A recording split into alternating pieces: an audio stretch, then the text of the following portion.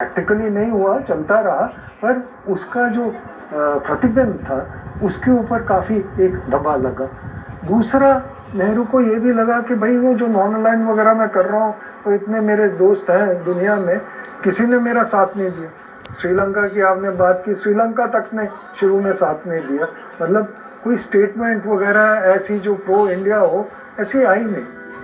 भारत की Afro Asian मेलजोल की नीति के लिए ये निराशा की बात थी। युद्ध के बाद चीन के तत्कालीन राष्ट्रपति ली शाओची ने श्रीलंका के तत्कालीन रक्षा और विदेश मंत्री फेलिक्स भंडारनायके को कहा था कि चीन के युद्ध का उद्देश्य भारत के गर्व और बड़प्पन के भ्रम को दूर करना था। चीन का यह बर्ताव आगे आने वाले दिनों में टकराव को बढ़ावा देने वाला था। इसके बाद भारत की विदेश नीति में पूरी तरह बदलाव आ गया। रक्षा पर बजट बढ़ाया गया और फिर परमाणु हथियार बनाने की दिशा में भारत आगे बढ़ने लगा।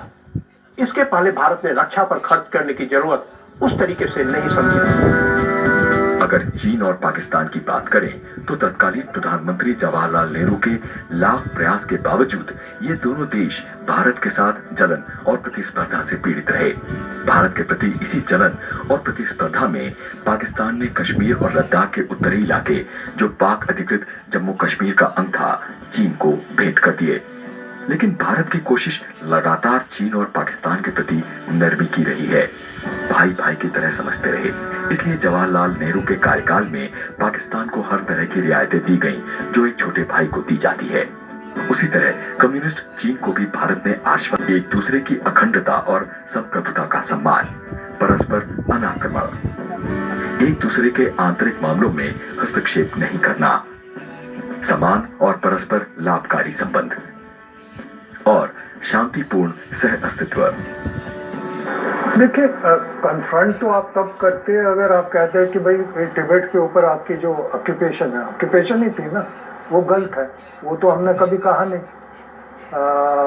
और दलाई लामा का जो वेलकम करना, मतलब उनको रेफ्यूज देना,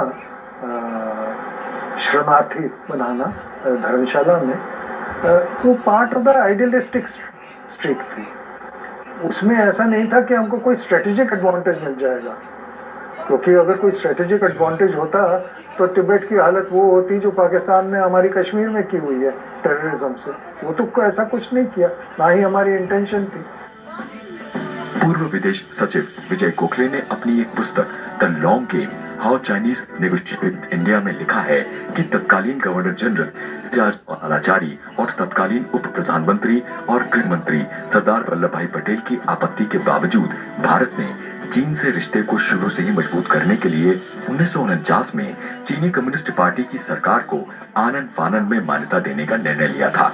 इसके पीछे प्रयास ये था कि विचारों के अलग अलग होने के बावजूद, चूंकि भारत और चीन दोनों ब्रिटिश और जापानी उपनिवेश से मुक्त हुए हैं, इसलिए दोनों के बीच अच्छे संबंध एशिया के लिए अच्छे होंगे और इससे पश्चिमी ताकतों को जवाब मिलेगा। इसके पीछे एक उद्देश्य ये भी था कि इससे ये भी साबित होगा कि भारत की विदेश नीति स्वतंत्र है और पश्चिमी देशों की पिछलग्गू नहीं है।